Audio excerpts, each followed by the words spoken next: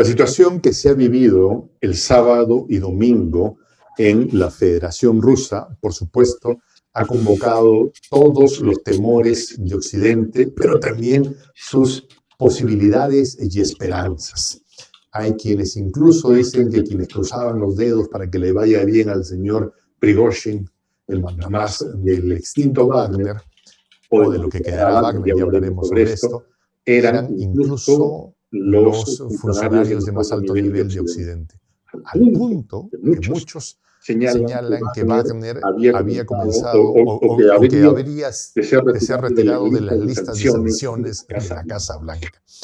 Para hablar de esto y más nos acompaña la tarde de hoy Marcelo Ramírez, que es director del canal de YouTube Humo y Espejo. Marcelo, gracias por estar con nosotros. Buenas tardes. ¿Qué tal? Buenas tardes. Gracias a ustedes por invitarme. Tus primeras impresiones de este evento, Marcelo.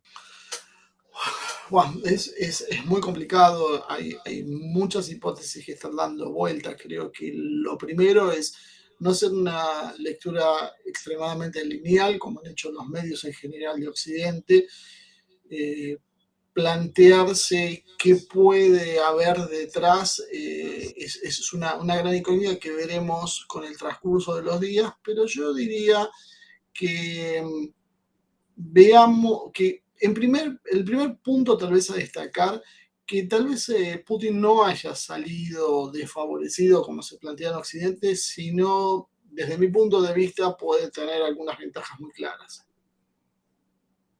A ver, entonces me tocará ser un poco de abogado del diablo, ¿te parece, Marcelo? Sí, con gusto. Entonces Putin sí ha salido desfavorecido, vulnerado, porque hay una clara evidencia de que hay sectores uniformados y con equipo militar dentro de la Federación Rusa que podrían poner en cuestión en cualquier momento su autoridad. Eso puede ser, pero también hay algunas cuestiones que no están muy claras. Por ejemplo, el video inicial que Prigozhin muestra, evidentemente no cumple con los requisitos necesarios para demostrar que es verdadero. Los audios aparentemente han sido grabados con anterioridad. No vemos tampoco que haya habido una resistencia ni enfrentamientos, a pesar de algunas imágenes que se muestran, pero hoy sabemos que estas imágenes son difíciles de verificar, no sabemos exactamente qué pasó. Sí hubo un derribo de un avión, aparentemente de un avión Ilyushin 22, pero eso bien pudo haber sido fruto de un error. ¿Por qué planteo esto? Porque de alguna manera existe la posibilidad de que Putin puede haberse visto favorecido en algunos aspectos. Por un lado, esta sonada de tan efímera existencia, pero lo suficientemente visible como para que, por ejemplo, muchos de los oligarcas sacaran dinero del país, o que se haya habido algún movimiento que desplegado hacia la actitud insurreccional podría haber identificado que, usando los términos que utilizan los rusos, qué quinta columnas puede haber dentro del territorio de la Federación Rusa y haber estabilizado su función. De la misma manera, Prigozhin ahora termina con un grupo de sus colaboradores, un grupo importante, no sabemos cuántos, pero pueden ser varios miles dentro de Bielorrusia. ¿Cuál es el tema de Bielorrusia? Desde Bielorrusia, por un lado, se amenaza a Kiev directamente. Desde Bielorrusia se están a pocos kilómetros de la capital de Ucrania y Ucrania ya se vio obligada a redesplegar fuerzas en esa dirección, fuerzas para defenderse de una hipotética invasión, cosa que un ex comandante británico, del ejército británico, manifestó como alarma y como una advertencia de que esto podía ser una jugada para invadir Ucrania desde el norte. Una segunda hipótesis también a considerar es que se está armando un frente insurreccional en Bielorrusia, entre los países bálticos, Polonia y Ucrania, donde se está entrenando tropas especiales para infiltrar en Bielorrusia y tratar de hacer un nuevo levantamiento como el que fue hace un tiempo atrás. En esa circunstancia, bueno, la llegada de algunos miles de miembros de la PMC Wagner, bueno, claramente cambiaría la situación en favor de Lukashenko y haría altamente improbable que haya un golpe. Entonces, hay muchas cosas todavía por despejarse. Entonces, por eso yo abriría un compás de espera y esperaría a ver cómo se desarrollan exactamente las cosas, porque Putin tiene las manos libres, por un lado, para hacer un trabajo de limpieza interno, reafirmar su autoridad. Se notó claramente que el pueblo ruso lo apoya, que no salió masivamente a apoyar ningún tipo de protesta. Todo eso de alguna manera termina fortaleciéndolo, creo que a su posición. El problema es que depende mucho de la lectura. Obviamente en Occidente se hace una lectura opuesta y lo muestra como un signo de debilidad, pero tal vez puede ser una jugada estratégica que veremos con el correr de los días realmente en qué deriva. Yo tengo una idea que no es original mía, sino que me la ha expuesto una persona con la que hablé la mañana de hoy. Esta persona fue diplomático acreditado en un país del bloque soviético en su momento, y esta es una persona retirada, ¿no? Y además me dijo, yo soy biólogo. Me ha permitido solo mencionarlo hasta ahí, ¿ya? Y me dice, yo como, te voy a poner este ejemplo, me dice, yo te planteo la idea, Marcelo, para ver si estás de acuerdo o no con este raciocinio. Me dice, yo soy biólogo y además he sido diplomático. Ojalá que no le esté exponiendo tanto como para que lo identifiquen, no me autorizó dar su nombre, ¿sí? Entonces él me dijo, yo te lo voy a exponer de esta manera, me dice, ¿sí? Claro, hay un tipo que sale con uniforme y con armas y se va a Moscú, ¿sí? La historia de la humanidad, me dice, está llena de gente que se cree líder presidenciable o que lo hagan emperador cuando viene vencedor de una batalla. Eso ha pasado siempre, eso no es nada nuevo, me dice, ¿no? ¿Ya? Pero esta es como la conducta de una célula cancerígena, me dice. Prigozhin es como una célula cancerígena que ataca su propio sistema con el afán de crecer. Porque lo que Prigozhin quería, me dice, era presupuesto. Toda la bronca, me dice, no ha sido porque mataron, no, era porque él quería que le den más presupuesto y que lo vuelvan a contratar. Porque le habían dicho, señor, su contrato se acabó el 10 y ahora todo su personal tiene que firmar contrato con el Ministerio de Defensa, ¿no? Entonces, este es como una célula cancerígena, me dice, ¿no? Entonces, puede pasar dos cosas, me decía, con una célula cancerígena, ¿no? Que se enquiste en el sistema, que comience a hacer un desajuste tal, ¿no? Y que comience a hacer metástasis y que el sistema entre en colapso, ¿no? Lo otro es que el sistema lo encapsule, le mándele las famosas natural killer, me dijo que no son unas células que se las devoran, o que en otro caso lo encapsule y lo expectore, ¿no? Y que en todo caso, después de uno de esos procesos, que es como fiebre, como que el paciente la pasa mal y todo, pero una vez que, o sea, si el cáncer vence, pues destroza el sistema, ¿no? Pero si es que el cáncer se logra encapsular y es expulsado o simplemente encapsulado como tal, pues le va a servir al sistema para crear los antígenos necesarios y encontrar otras expresiones similares y con ese checking capturarlas y lograr prever que en el futuro se vuelva a presentar una enfermedad de este tipo. Este ejemplo me lo ponía, yo te lo pongo como punto de análisis para que tú pudieras desarrollar alguna idea si es que te parece al respecto, Marcelo. Sí, de alguna manera era una de las hipótesis que planteaba o de las facilidades que le aparecían ahora al presidente Putin en función precisamente de lo sucedido. ¿Por qué? Porque precisamente lo que él decía es esto, es la manifestación de esas células cancerígenas serían los opositores, la quinta columna, los elementos pro-occidentales enquistados dentro de Rusia. Inclusive hay una declaración de Nyulina, la presidenta del Banco Central, durante el Foro de San Petersburgo, llamando a privatizar empresas, que rápidamente fue respondida por Peskov, que le dijo, sí, podemos privatizar, ¿por qué no? Pero el problema tiene que ver con los valores, con los precios y con la responsabilidad estratégica de esas empresas. Yo creo que lo que estamos viendo es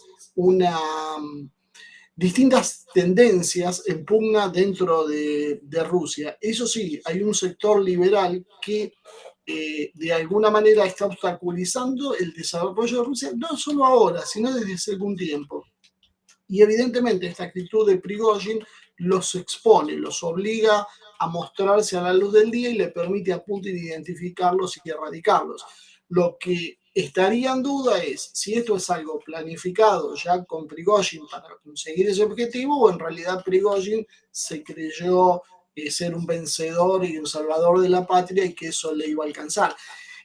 Sí hay una cosa que llama la atención para esto último. Prigozhin es un empresario, pero él está también acompañado de jefes militares de amplia experiencia y parece un poco absurdo que ellos se hayan planteado que con un puñado de soldados mercenarios pueda llegar a Moscú. O sea, básicamente, aún llegando a Moscú, ¿qué era lo que iba a hacer? Iba a tomar los edificios de defensa, los edificios de inteligencia, los cuarteles de policía, los cuarteles de ejército. No le daba el número, o sea. Claro, no había manera. No había números por ningún lado. Sí, perdida desde antemano. Y no parece Prigozhin ser alguien tonto, precisamente. Por eso yo es que lo pongo dentro de un compás. Veremos cómo decanta esto, pero hay una cosa clara. Ahora, o sea, tu teoría sería que Putin ha abierto una tenaza y que lo ha mandado a Prigozhin, a Bielorrusia, y que podría ser, cuando él necesite, una tenaza que se abriría hacia Kiev. Que serviría hacia Kiev y que serviría para garantizar la seguridad de Lukashenko, a quien previamente Putin le envió armas nucleares tácticas, lo cual significa que puede ser esa hipótesis inclusive de avanzar sobre el norte de Ucrania, porque el miedo ante eso era un hipotético ataque de Polonia e inclusive de los propios ucranianos. Pero el hecho de tener armas nucleares de alguna manera blindaría el poder de Bielorrusia y haría que por lo menos Polonia no se meta abiertamente. Ok, también la posibilidad de que le haya dicho, te sacrificas, compadre, vas a aparecer como el malo o como el sonso de la película, pero tu trabajo es estar alerta si es que te pido que entres en combate o en todo caso cuídame lo que estoy mandando para allá. Es que aún no la sola presencia de Prigozhin y su gente, aunque sea un grupo reducido, ya obligó a la movilización de estructuras defensivas nuevas en Ucrania. O sea, ya el impacto está, independientemente de lo que haga. El solo hecho de posicionarlo ahí obligó a los ucranianos a destinar fuerzas de reserva que iban a ir hacia otros frentes allá. Así que ya de por sí la jugada está hecha. Bueno, eso es cierto. O sea, donde sea que esté Prigozhin va a tener que jalar no solo cámaras, sino, oye, cuidado a dónde se mueve o qué es lo que hace. Claro, eso es lo que advertía este comandante, ex comandante británico, que yo decía, no recuerdo el nombre, Tannet creo que se llama, advertía eso. O sea, ahora tenemos un problema porque tenemos a Wagner instalado en Bielorrusia y la verdad nadie sabe a quién responde. Entonces, ante la duda, ¿qué hacemos? Ante la duda, ¿qué hacemos? Porque finalmente no se sabe las conversaciones que pudo haber tenido Putin con Prigozhin o Lukashenko Putin Prigozhin, ¿no? O sea, sabremos lo que circula, ¿no? Pero de puertas para adentro o de dientes para atrás habrá que saber qué.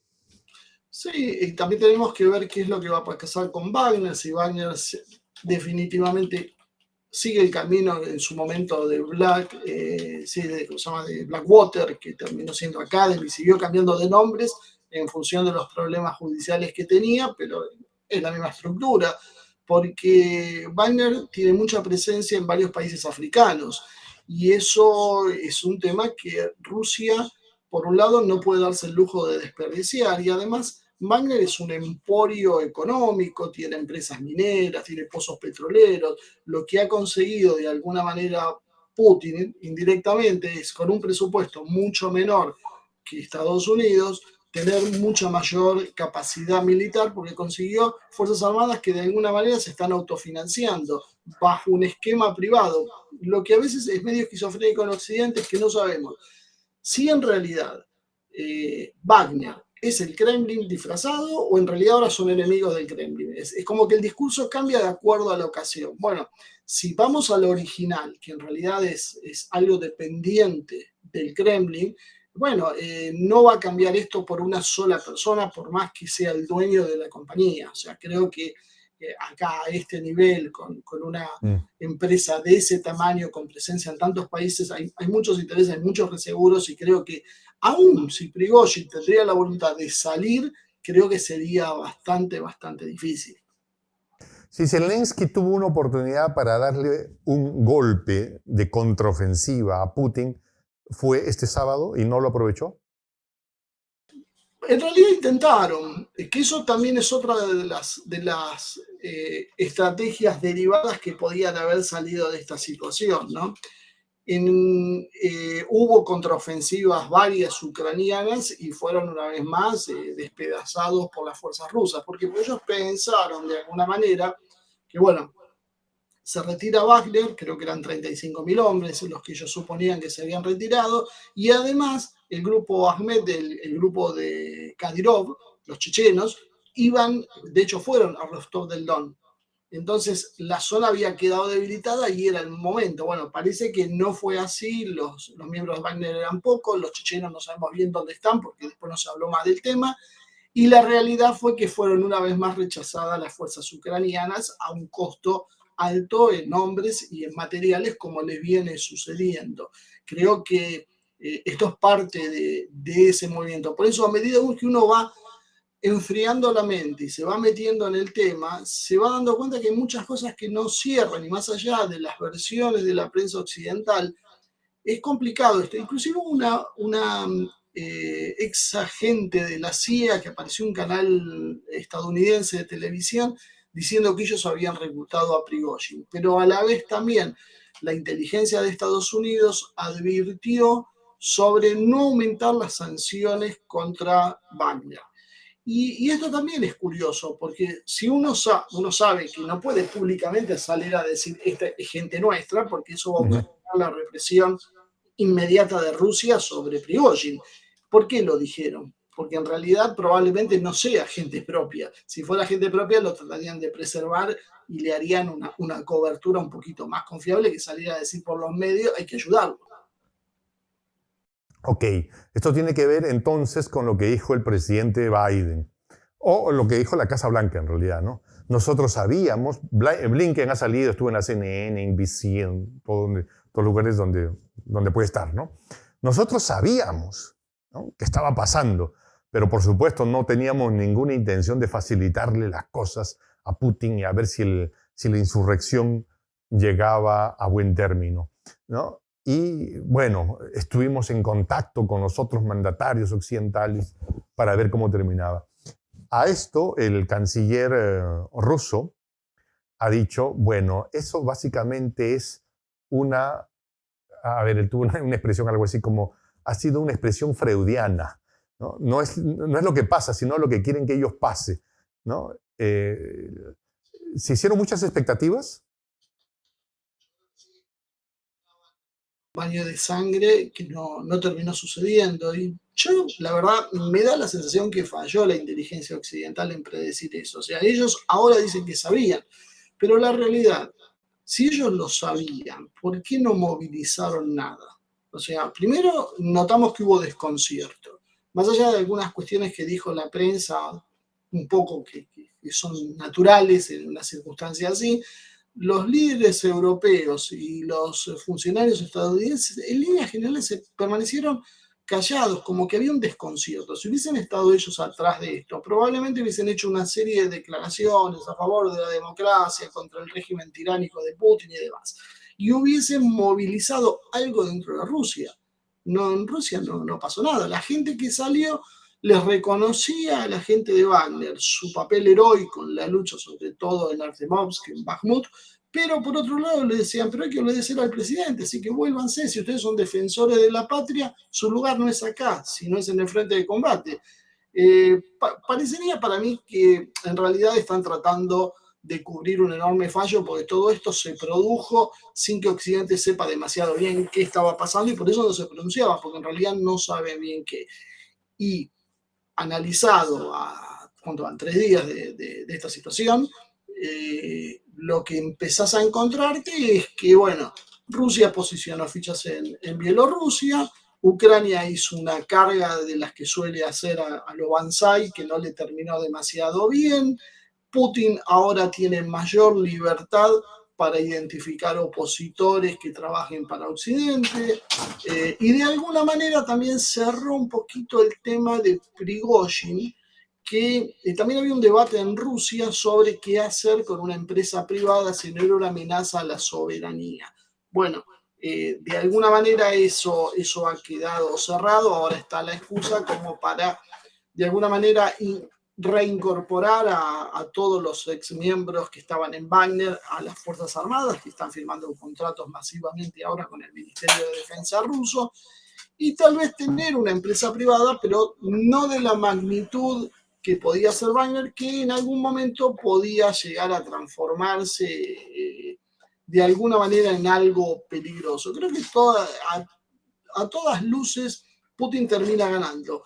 Lo único que uno le puede decir es, bueno, demostró que hay tensiones internas, que todos piensan así, pero la realidad es que cuando uno lo pone abajo de la lupa tampoco hubo funcionarios importantes, no se supo de nadie que se plegó. No, nadie se atrevería. O sea, sí, hubo una respuesta monolítica, ¿no? Sabemos que cuando tenés un golpe y el golpe fracasa, en general lo que hay es un fortalecimiento del líder. Esto pasó con el... Claro. Vayamos analizando algo más sobre esto. A ver, contraofensiva de primavera no hubo. ¿Sí? Estamos a 26 de junio. O sea, digo, ya se va el primer mes del verano. Viene julio y el presidente Zelensky ha dicho a todos aquellos que nos pidan resultados, siendo el actor cómico, ha dicho, esta no es una película de Hollywood, avanzaremos a nuestro ritmo, no aceptaremos presiones de nadie, y parece que la gran contraofensiva del verano no será una gran contraofensiva, sino intentos por ver dónde encontrar una fisura. Pero si es que no se logra en el verano, ya hacia agosto, las primeras lluvias, la situación puede ser muy complicada ya para un avance de algún tipo. Impresiones sobre eso, Marcelo. Creo que en realidad la contraofensiva es lo que vimos hasta ahora. O sea, no hay mucho, más o menos se calcula que ya ha perdido cerca del 50% de las tropas preparadas para esto. Se hablaban en alrededor de unos 40.000 efectivos. Bueno, la mitad han sido destruidos, la otra mitad es lo que es otra de las cuestiones que se barajaban, ¿no? De alguna manera la había pausado la contraofensiva y se había recluido. Bueno, Rusia con esto también lo que consiguió darle una inyección de optimismo a los ucranianos y que salieran de sus refugios y iniciaran una nueva ofensiva y volvieran a chocar contra las defensas rusas, lo cual es una victoria a un costo mucho más bajo que si uno tiene que ir a buscarlo y a sacarlo de sus refugios. Eso es una cuestión a tener en cuenta. Y después, aparte, yo creo que más allá de la propaganda, vuelvo a insistir con Occidente, no hay ninguna posibilidad de hacer una ofensiva contra el ejército ruso sin, por ejemplo, un apoyo aéreo significativo. Y Ucrania carece de una estructura que le pueda permitir un apoyo aéreo en combate. Pero ya le han prometido entrenar para pilotos para los F-16 y que los primeros F-16 llegarán en 6 meses. Por eso, los F-16 son aviones que requieren un mantenimiento sumamente delicado, requieren pistas para operar, no son como los aviones rusos que puedan despegar muchos en pistas improvisadas.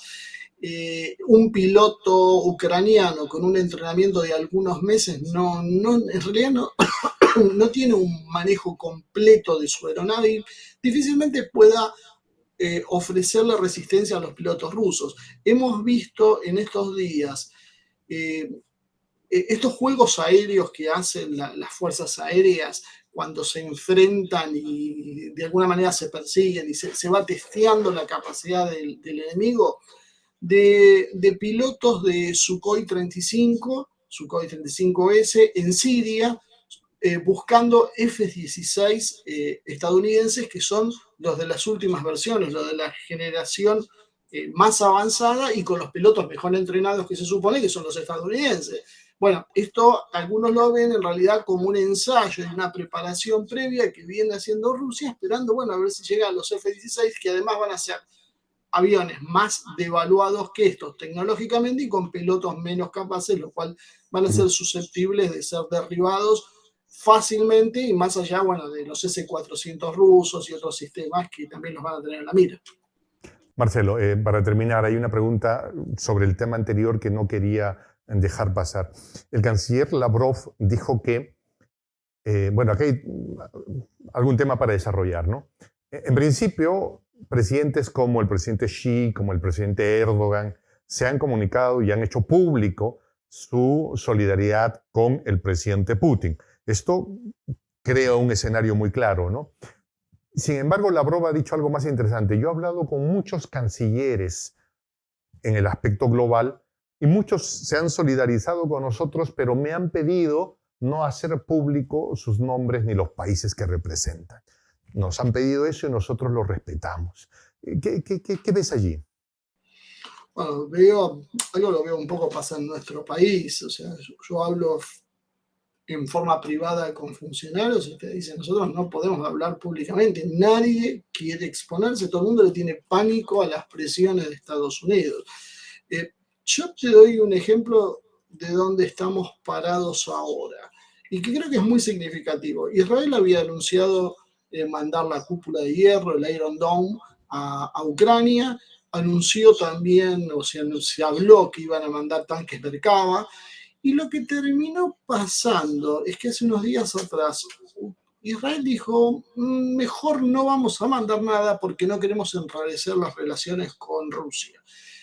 Yo le prestaría mucha atención porque Israel tiene mucha habilidad en estas cuestiones y si este país se modera y dejó de atacar en Siria como estaba haciendo, dejó de desafiar a sus vecinos y dejó de ir a coquetear con la idea de meterse en el conflicto de Ucrania y mandar tropas especiales, como en algún momento hizo para entrenar, yo diría que la idea es generalizada.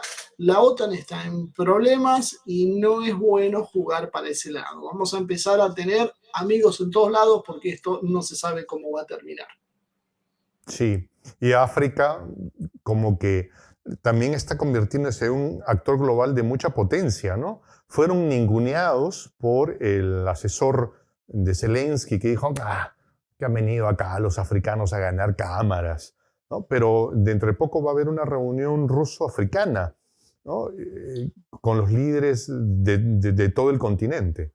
Yo diría que Occidente ya hace muchos años que venía en camino de perder África por la presencia china cada vez más grande de inversiones.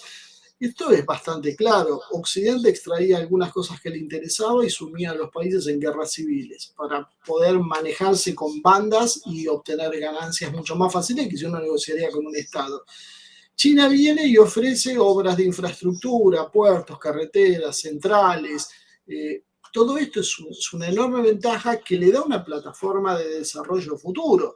Rusia ahora empieza a garantizar las cuestiones militares, sacando, por ejemplo, de los países que fueron colonias francesas, la presencia hoy rusa está separando, está sacando las fuerzas francesas de esos lugares, está dándole mayor autonomía, mayor soberanía a los países africanos.